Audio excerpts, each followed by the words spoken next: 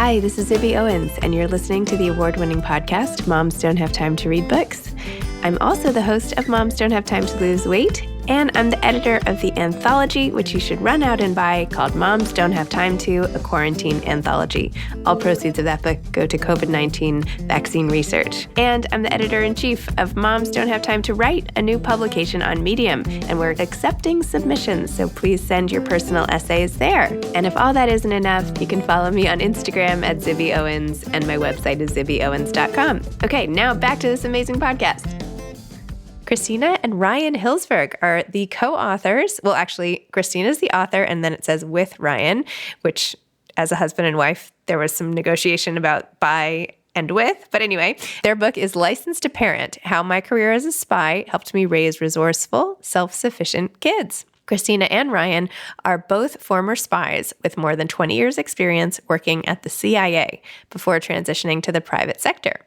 They live near Seattle, Washington, with their 5 children and 2 Rhodesian Ridgebacks. I was honored to have blurbed this book, which means that I wrote one of the quotes that says how great it is on the back of the book, and it's really fantastic, and I'm just so honored to be associated with it in any way. We did an Instagram Live on their publication day, which I mistakenly didn't save correctly, so what you're listening to now is a full-on regular podcast that I did with them afterwards. So enjoy. Welcome, Christina and Ryan, to Moms Don't Have Time to Read Books to discuss Licensed to Parent: How My Career as a Spy Helped Me Raise Resourceful, Self-Sufficient Kids. Hi, thanks so much for having us, Zibby. We're so happy to be here. Thank you. You're welcome. It was so nice. We did an Instagram Live on your pub day, and that was so exciting. And this is now the follow-up to that, where we can go even more in depth, but at least there's a little bit of us on Instagram if anybody wants to check it out.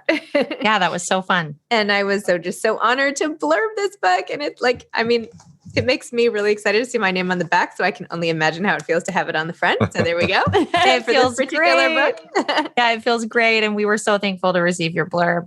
Oh, no, it was so fun.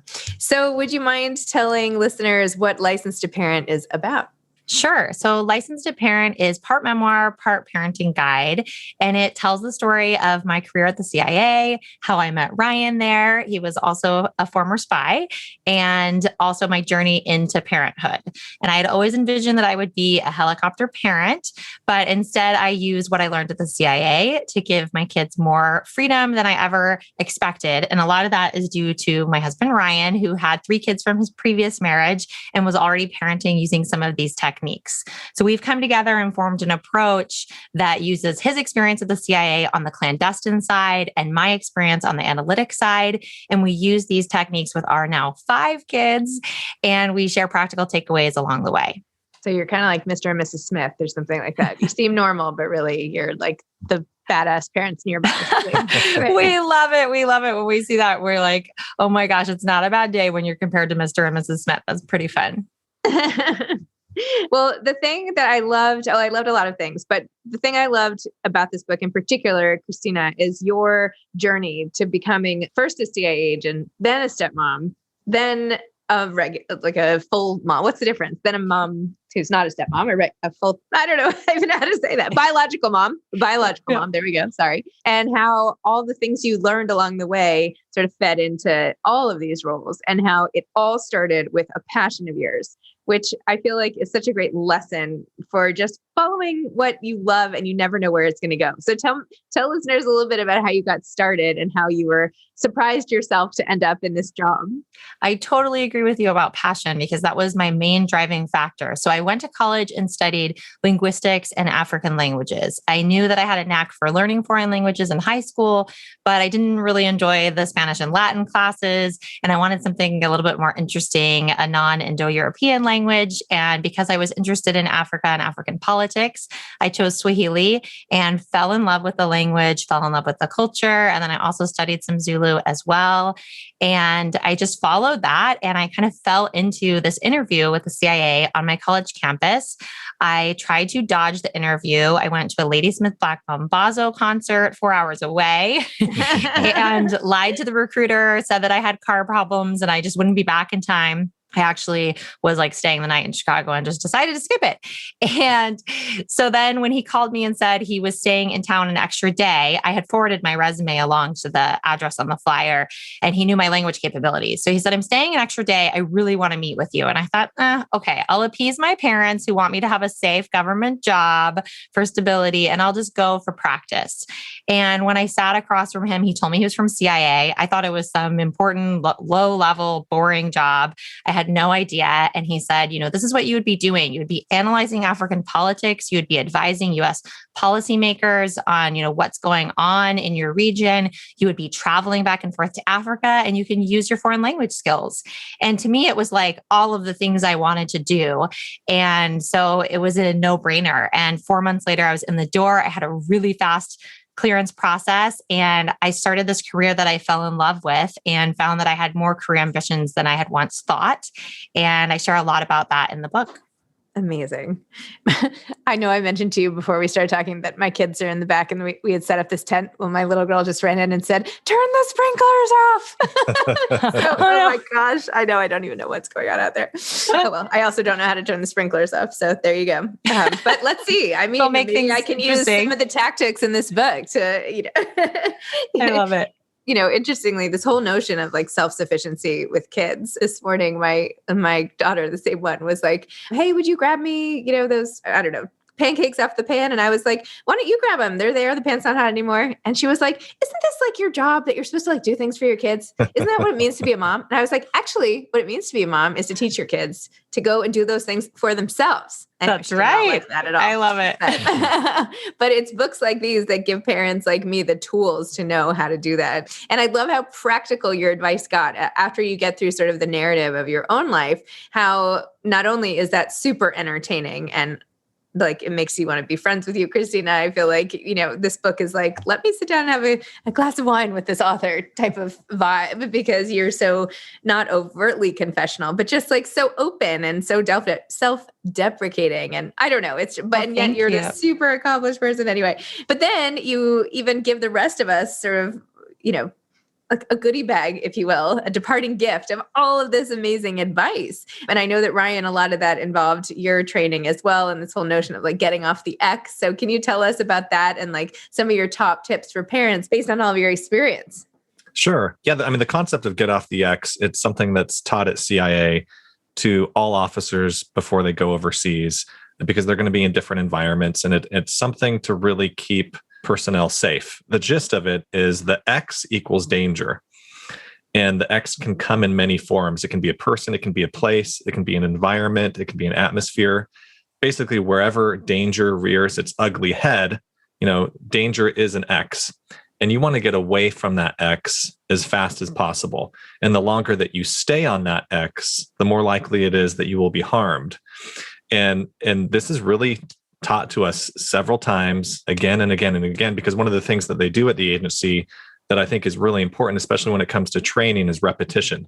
And not only repetition, but also learning from failure. A lot of the exercises that they do, it's intended to make at least some of the people fail so that you can use that as a lesson to all of the class to then take back and dissect, learn from it, because you'd rather be failing in training than in real life. And I can actually say that with some confidence in terms of a lot of the training that I did at the farm. They try to make the training so difficult and so stressful and strenuous that anything you do in the real world will be a lot easier. And I can honestly say after 13 years of being in there, nothing I did in real life was as difficult as the training. And I think that's a really good way to train people. It gives people confidence. It gives people peace of mind, knowing that they've got the skills necessary to, live and survive and thrive, in an espionage setting overseas. And so taking that concept as well and teaching it to children in terms of, learning from your mistakes, and especially as parents, being able to handhold our kids and walk them through a lot of these processes where, we watch them fail and we allow them to fail. And then we help them to learn from those experiences and to become better. And it's through that type of learning that I think we really grow. And especially children can then gain that confidence for themselves to really make good, informed, logical, common sense decisions when we're not with them. Very smart. Also, Christina, how you even identify danger and how you have this, and perhaps it was in part because of your training that you noticed the man sort of while you were with your two kids on a walk. I'm picturing some sort of reservoir situation on a path, or I don't know, it's probably just a park. But anyway, and how you noticed and felt like you should just get away. And then you debated if you should call the police, and you hemmed and hawed, and your mom was the one who had you do it. And then the guy ended up being, a drug addict who perhaps was up to other not good things, but that you were the one who was like, you know what, I have to stop and look, just like my kids have to stop and look, and I have to trust my instincts. So tell me a little bit about that, and how even as parents, because I think that if the pandemic has taught us anything, it's that we have to go with our own guts on what we feel like is the right thing to do, because there's not really a clear direction outside of our own home. So tell me about that. I totally agree. And I think the important part of all these concepts is that before parents can teach them to their kids, they really have to take them on themselves. And so they're learning them and then passing them along. And so learning, just like you said, to listen to your own gut. And in that scenario, you also sometimes have a voice saying like, oh, maybe I'm overreacting. And I think as women, we have a tendency to think, oh, I'm overreacting. This isn't a big deal, right? And even after I got my kids to the car safely, and I even talk about how, normally I buckle them in their car seats and I'm standing outside of the car, but we all got in the car, locked the doors, and then I buckled them in so that my back wasn't towards the parking lot, right? But then, like you said, I thought about it for a while, like, oh, I don't need to call, they're safe. I don't want to impose, the police are doing important work and they don't want to be bothered by some harebrained mom, right? And we have a tendency, I think, to do that. And it wasn't until, like you said, I talked to my mom and she said, well, you don't want this to happen to someone else, just call. And when I talked to the police officer, he said, well, I wish you had called sooner. And, I just thought, you know what, not only do I need to listen to my gut and get out of there, but I need to not question myself and let them know and not feel like I'm an imposition and not make apologies for it. I know how to look for these things. And so having that confidence, and we want to provide that same confidence to our readers as well, so that they can approach scenarios. But like Ryan said, we hope that people won't find themselves in scenarios like this. And so we didn't write this to make parents paranoid or to feel the sense of urgency, like they need to prepare their kids for the end of the world, or, an active shooter situation, or all these horrible worst case scenarios. The idea is that by preparing them in a fun way that emphasizes adventure, we can feel more comfortable about giving them freedom, knowing that the chances of them being in one of these really awful scenarios statistically is low, right? And so it's not about making parents paranoid. It's really about providing them that comfort to feel like they can parent from a place of strength instead of a place of fear, which is where I was, in the throes of postpartum anxiety after my son was born. And not only, also empowerment, not just for the parents, but also for the kids. And I think what Christina did really well in that situation is when we're talking about getting off the X and avoiding danger, the great thing that she didn't do was freeze. Oftentimes when people are in this type of situation, the adrenaline is running, your blood is pumping, people tend to not know what to do. And so they freeze up. But it's important to keep moving, get to your car. If you're a quarter mile away, half mile away, you get there as fast as you can. You go to wherever the safety is, as far away from the X as you possibly can. And, that's what's most important. And in terms of like active shooter type scenarios, I'm a director of corporate security. And so this is something that, I've talked about for several years within a corporate security environment. But there's a reason why within active shooter programs, they advocate the idea of run, hide, and fight in that order. And there's a reason why run is first. And it's because running is the only thing that gets you off the X. And so getting off the X is almost like the precursor to those types of training for adults, like in the corporate world. But again, I think it's important, and it's also taught in schools all across America, from the West Coast to the East Coast: active shooter, run, hide, fight, et cetera, et cetera. And so these are concepts that are taught in schools and taught in other ways, but it's important for parents to be involved. And we think that concept of get off the X is important because it's that precursor. It's that first step to get them thinking in their minds and visualizing it, which is something that we also talk about in the book, visualizing what would I do in this type of situation? What would I do in that type of situation? And when you can visualize in advance what you would potentially do in these types of scenarios, that gives you an edge, that gives you an advantage. And, the more likely that you'll avoid that X altogether or get away from it as fast as you can. Well, and I think with technology too, with cell phones, in that instant, a lot of people will first go to their phone, and think they want to film it, or I want to text someone, or I want to let someone know. But I think it's important also for people to learn how to, rely on other skills. And we talk about that in the book, like security awareness and being able to identify people's, age and build so that you can then give a description to the police, right? And so even though part of me felt like I wanted to text Ryan to let him know that I was scared or I didn't know what was going on, but I also knew, one, he's far away. And if I get out my cell phone and I'm distracted, then I'm not, alert. And so that's when you start relying on these other skills that we've talked about of, getting a good look at the person, making sure you have a description so that you can give it to the police. Perfect. So was the CIA okay with you guys talking about all this stuff? Did you have to run this by them or what? We did. We went through, they have a publication review board. And so you have to put the manuscript through that. And, they made some redactions. We pushed, a little too far in some areas. We were hoping to include some things, but by and large, we had a really positive experience working with them. So we're really thankful. We know that they are so busy, approving different things from former officers, current, any sort of projects like that talk about your expertise and your trade craft has to go through them. And so the main idea is that they want to make sure that we're not inadvertently sharing any classified information that could jeopardize national security or, of course, the safety of their officers or any of the intelligence assets, because that's, of the utmost importance. So we got the green light. Oh, good. I assumed as much, but just double checking if you haven't.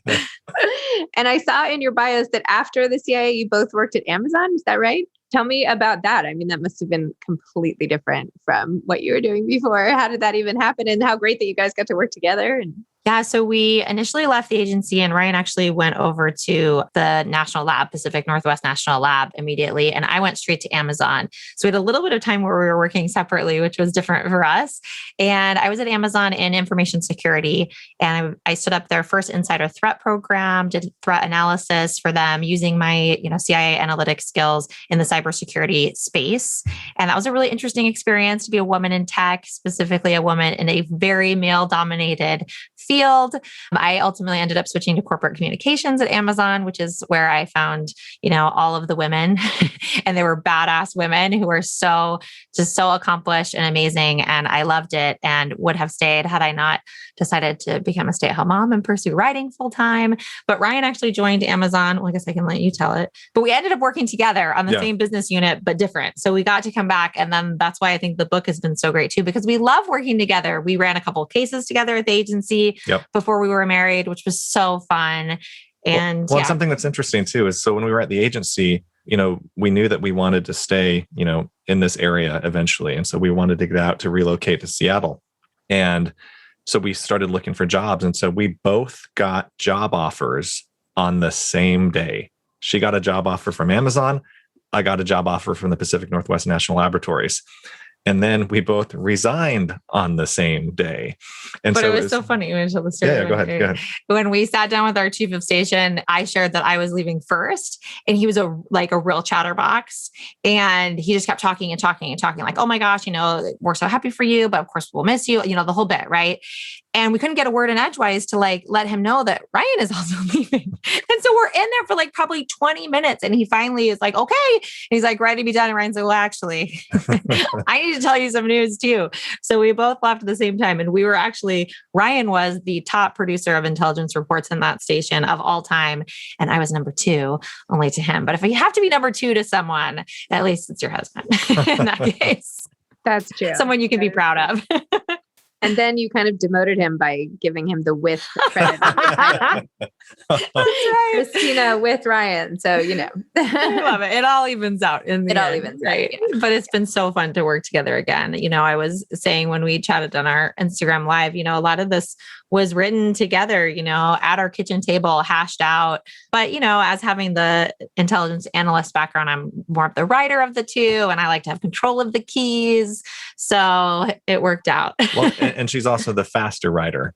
What would take me 6 hours to write, she can probably do in 30 minutes and have it look way better than my 6-hour endeavor. And so, we've really made a good team, especially on this book, even before this book, working together in multiple capacities. But this book was fun because, it's our story, it's our life. And in many respects, it's from Christina's perspective and her optic. And it's really, in many senses, a love letter to me and the bigs and also the littles and our family and what we've gone through and where we've come from and where we are now and where we're going. And so it's special. Well, it's so great to like look back at how far we've come because I mean, you're a blended family as well. And your husband is stepdad. And, being a step parent comes with its own unique challenges. And then even, Ryan remarrying with kids, that comes with its own challenges too. And like, I think back to when we were dating. So we were living several hours apart during the week. We would often see each other for ops meetings, sometimes midweek,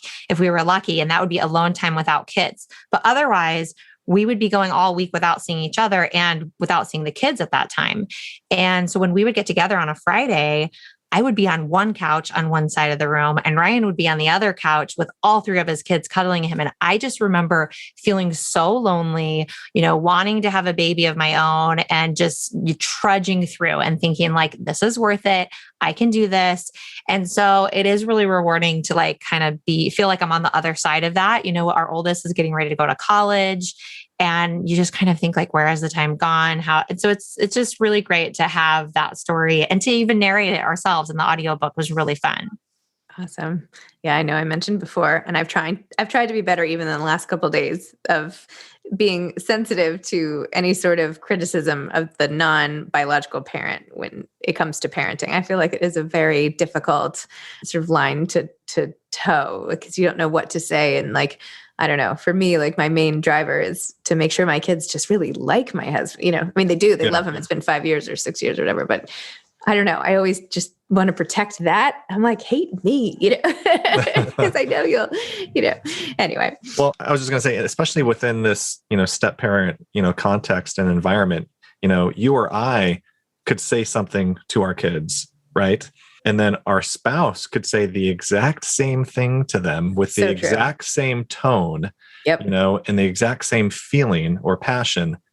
And it's interpreted way differently, by the kids. Yes. And so, acknowledging that and knowing, how to navigate, that type of communication, because what we could potentially say and what they could potentially say, although it's the same, it's different, and realizing that, and Christina does a really good job with that.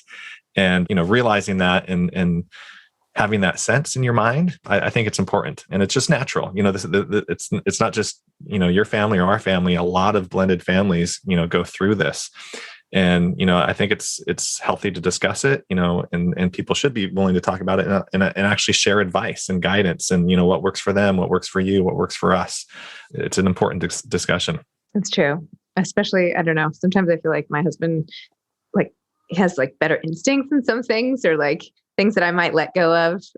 I think he's more safety concerned than I am. I'm not that I'm, well, now this is sounding bad for me. Just I'm not as worried. If we're standing near an elevator, if they're too close, they're going to be okay. It's not that, I don't know, but that's so funny. It's like you're the Ryan of your marriage, and I because that is totally him, and I'm the one that would be more. That's so funny.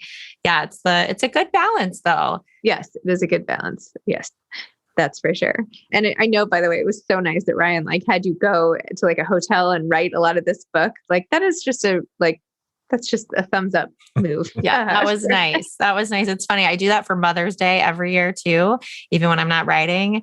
And I remember before I had my son, I had several mom friends at that point because I had my stepkids. And so we had connected with a lot of other couples and stuff that had kids, the big's age at the time. And I had a friend who would do that every year for Mother's Day. And I remember just thinking, gosh, that is so odd. Why doesn't she want to spend Mother's Day with her kids? Isn't that the whole point? And now I'm like, oh yeah, I get it. And so every Mother's Day, I leave for the weekend and I spend it at a hotel by myself because that's what I want. I have this anthology. My second anthology is coming out in November. And one of the essays is by Alison Pataki, best-selling author of a lot of historical fiction and this beautiful memoir. Anyway, her whole essay is about how every year she spends her birthday alone in a hotel, and it's the best day of the year. Just I love it. Many of her kids. So yeah, it's a universal privilege, I guess. Yes. So I know there's exciting news on the screen front for this project. Tell me more about that. Yeah, so we sold the rights to Imagine Entertainment, which is the production company owned by Ron Howard and Brian Grazer. And it is for a scripted drama TV series.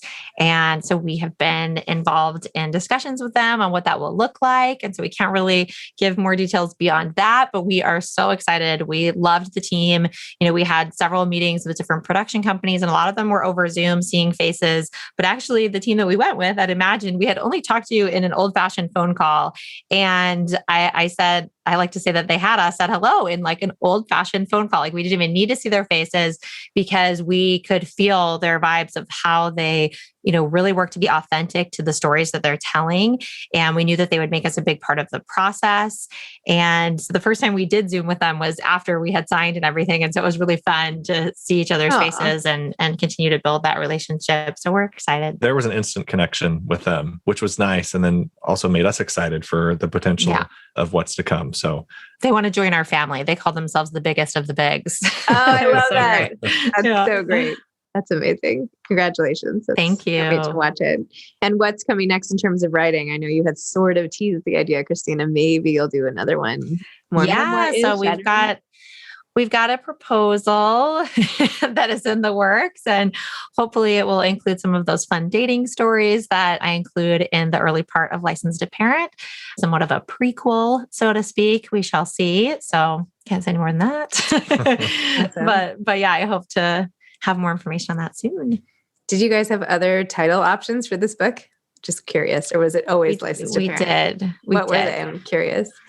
So I speak Danish. I've lived in Denmark for several years, and there's a book called The Danish Way of Parenting that really spoke to me several years ago. And so as we were discussing this concept early on, and really towards, even towards the end of the project, we really thought that the name of this book would be The CIA Way of Parenting. That's really what we've called it. And that's how we've adopted a lot of these techniques because, they're CIA techniques, adopted to parenting. And we did find a way to sneak that phrase into the book. Well, The CIA Way of Parenting. Well, and we were a little nervous that, or worried that the PRB actually wouldn't support that name. The Publication Review Board. Yeah, because it sort of sounds a little bit like the CIA is endorsing it. And of course, they don't endorse styles of parenting. But we pitched it like that. And then it was really an editorial decision. And we went back and forth with lots of titles. And Ryan actually thought of this title. So we had been brainstorming and then so we came up with it and then it stuck. So it was really fun.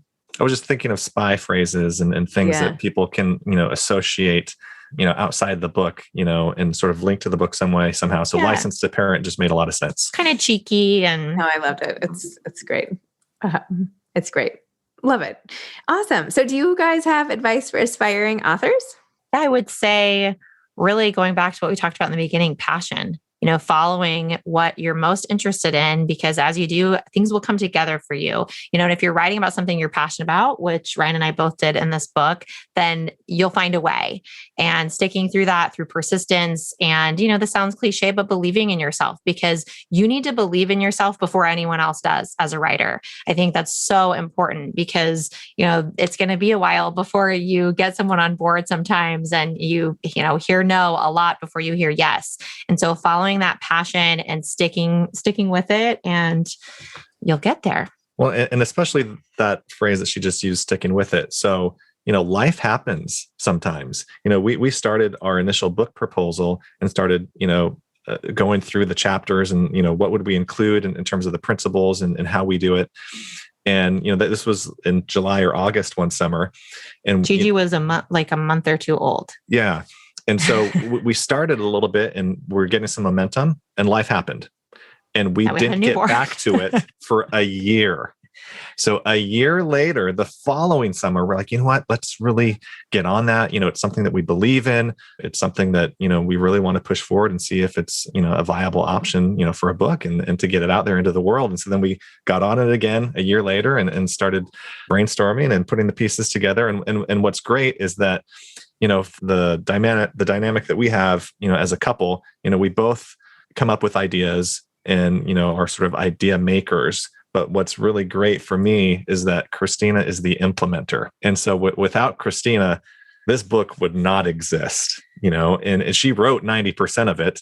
And, having her, implementing and putting forth all the time and all the effort and all the thought behind this book and linking everything together according to our parenting style and what we thought this book had the potential to be. It's been a pleasure working with her, and it's been fun. We've really enjoyed this time, and now actually seeing it come to fruition and actually having the book in our hands and seeing, our friends and family and strangers, holding our book. This is huge. It's a dream come true for sure. Oh, that's so nice. By the way, I feel like we are the opposite now. I thought I was the you in this relationship. Oh, are you the implementer? I'm the implementer. Well, of course you are. Look at all of your projects. Well, I'm just saying, So what is your Myers-Briggs? Now I'm really curious. Have you done Myers-Briggs? I have. I took it in business school, and I was like only 2% of business school graduates had ever gotten my I love it. Were you like, I think this is telling me something. Hold on. I'm trying to remember what the things are. ENT. Oh, were you an N? Oh, okay. I'm ES. Well, I was FJ, but I think I'm more of a T these days. I used to be more of a feeler.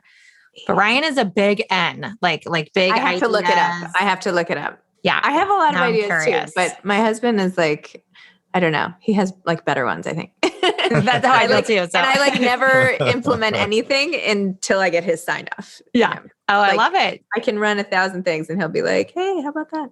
Even something you guys sound like a great team. I love it. That's nice. Awesome.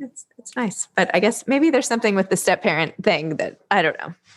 It's a secret ingredient to a happy marriage. If someone's a step parent, I don't know. All right. Well, great. And thank you so much. I'm sorry we had to redo this, but it was a pleasure chatting with you again. And thank you for this book. And I can't wait to see what comes next for you guys. I'll be totally in your corner rooting for you. And by the way, Ryan, want you to do some YouTube videos for kids on these lessons, because I tried, by the way, to tell one of my daughters, I'm like, okay, there's this thing getting off the X that I just my gosh, you need to not freeze. And she's like, but how do I know where the danger even is? Like, if I don't figure it out. So anyway, I still think you should do just 2-minute clips. Yeah. Do 20 of them and put it on your website or something. And I bet parents will watch and have their kids watch. Good idea. That's a great idea. In your spare time, just license to parent tube or something. I don't know, whatever. Yeah. That's okay. Great. All right. Have a great Thank you. You too. And everything. And thank you too. Chatting. Bye. Cheers. Bye. Thanks for listening to this episode of Moms Don't Have Time to Read Books. Don't forget to follow me on Instagram at Zibby Owens and at Moms Don't Have Time to Read Books. Also sign up for my newsletter at zibbyowens.com and sign up for my virtual book club and meet lots of authors on Zoom every other week. Thanks so much to Steve and Ryan at Texture Sound for the sound editing. And thank you to Morning Moon Productions for providing this fantastic intro and outro music.